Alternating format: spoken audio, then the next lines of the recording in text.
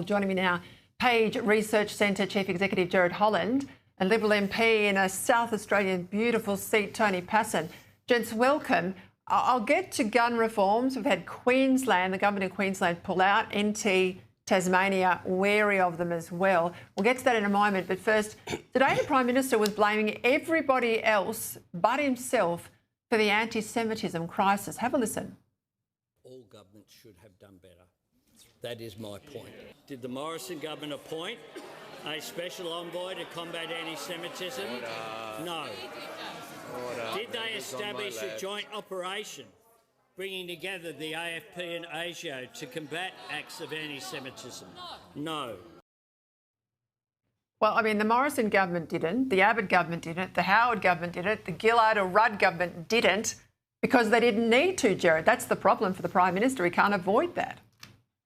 You're exactly right, Peter. And the fact is the Prime Minister has overseen the serious breakdown in social cohesion that has occurred in our country, particularly in the last couple of years. Now, a big driver of that has been mass migration, but a big driver of that, of course, has been the fact that we've been unable to name and call out and investigate Islamic terrorism. Now, we know that ASIO has had funding stripped from it. We know that they were given directives not to fully investigate some of these cases, particularly with regards to the Free Palestine movement. And so, quite frankly, the Prime Minister has blood on his hands. This huge explosion in anti-Semitic protesting has occurred on his watch. It has occurred as his government has chosen to recognise the state of Palestine when they had no functioning government themselves. It is his government that has constantly dog-whistled towards the radical Islamists to shore up votes in those Western Sydney seats.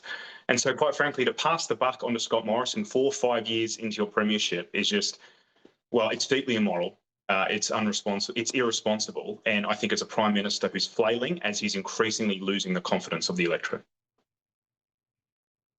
Tony, give me a take on the gun laws. You're in a very significant size regional rural seat. How's this gone down with your community? Well, it hasn't gone down well, Peter. Reality is all Australians, but particularly those in rural electorates like mine, know that we don't have a gun problem in this country. We've got a problem with radical Islam, and to conflate these two issues effectively, to address the method rather than the motive, and to effectively seek to hoodwink the Australian people and gaslight legitimate and licensed law-abiding firearm owners is something that has absolutely got them white hot with rage. They know what's going on here. They know that we've got a Prime Minister who, as we just heard, is looking to apportion blame anywhere he can, but he's also looking to divert attention from his failures. His failure of national leadership that allowed this rising tide of anti-Semitism to fester in this country rather than to be addressed with the laws that existed before this week.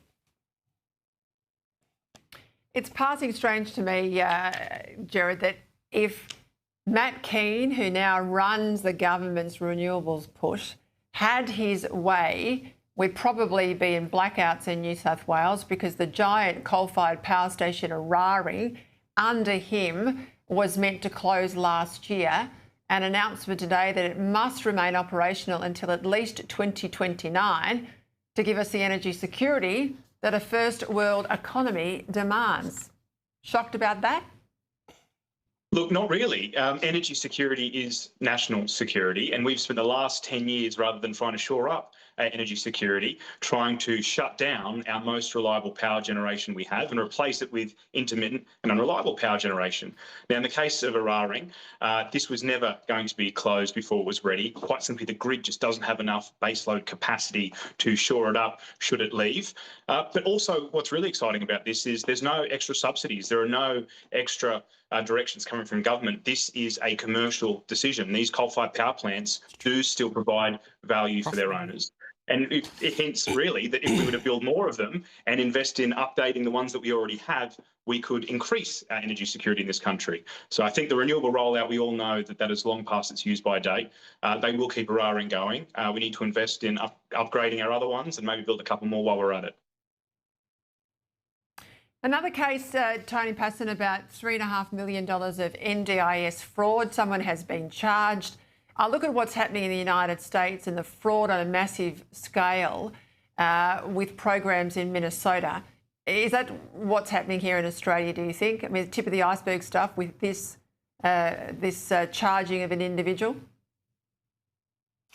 I fear it very much is, Peter. This scheme now runs to $52 billion a year in expenditure. That's $1 billion a week. My background in the criminal law, I know exactly how serious and organised crime thinks. This is the softest of soft targets. And I fear very much that serious and organised crime has penetrated this scheme. And I don't think anyone, given what I read about this investigation, should think that this was just an individual rogue operator who happened to come across a scheme that benefited him to the tune of $3.5 million. There is, and I think it would be naive to suggest there's not, serious and organised crime that's penetrated the NDIS, and we've got to be wary of it.